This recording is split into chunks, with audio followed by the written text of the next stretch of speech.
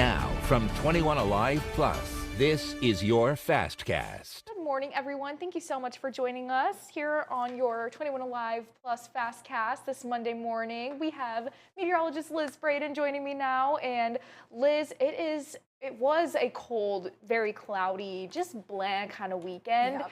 But the beauty of, everybody's kind of heading back to school, reality's kicking in after this 4 to 5 day weekend, really, post-holidays, and we're seeing a warm-up.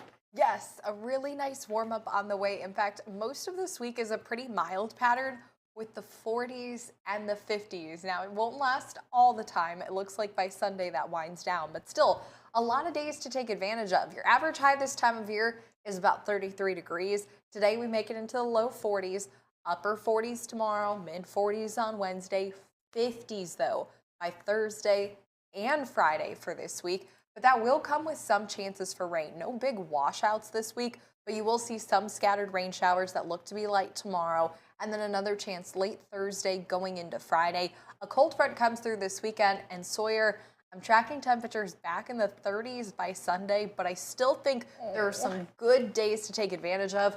I know in the cold weather, I've really been holding back on vacuuming out my car.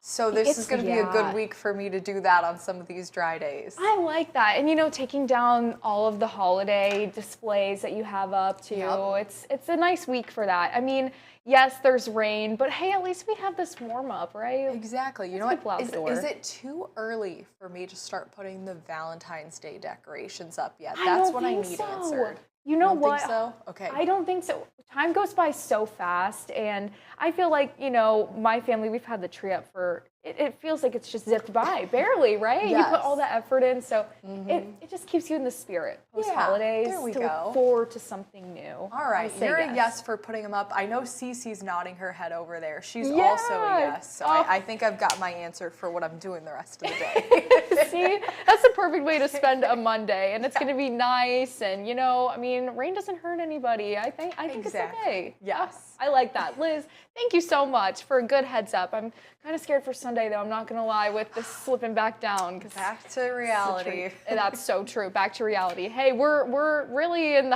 almost the height of winter. We're not even really at the height yet, so I guess we've got a little bit to go. But you know what? We're at least at the point in the winter where we're gaining daylight. So that's a positive, and we're getting closer to 6 p.m. sunsets.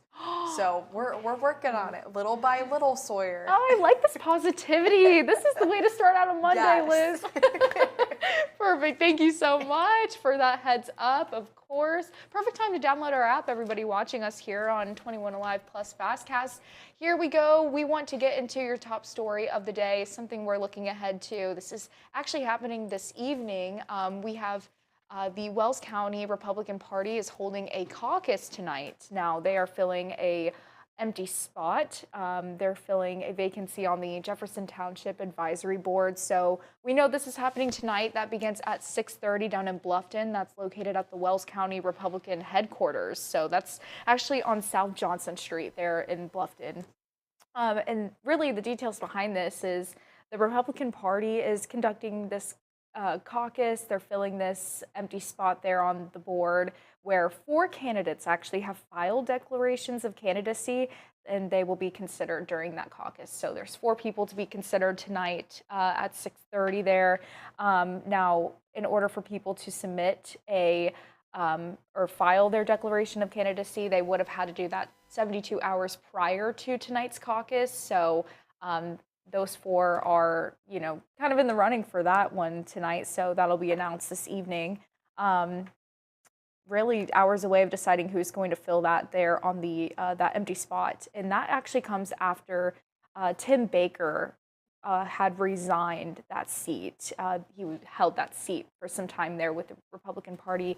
He resigned actually last month in December amid a rift over this new firefighting contract. So after that, really, the township trustee broke a 1-1 tie to force the contract's passage, securing fire service for residents. So that's kind of just a backstory on that. Of course, we have a lot of coverage on the Jefferson Township Fire Protection Plan that you can head back to, or protection contract, however you can check out some of our continuing coverage over that on our website right now. But the seat opened up then when he resigned last month. So that's what we're, shooting for tonight, is to fill that seat. It came after that dispute about that fire protection contract with the town of Ossian.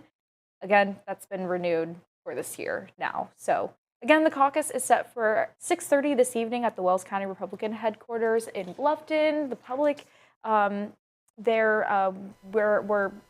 planning to have media out to attend, and we're told even too that you have to RSVP to head over there to the building tonight, again, 6:30. So we'll see what happens. You can stay up to date with us both on air and online as well for that, and more of your top stories as well. But for now, thank you guys so much for tuning in, and hope you have a wonderful Monday and the first full week of 2026. Enjoy, and we'll see you again soon.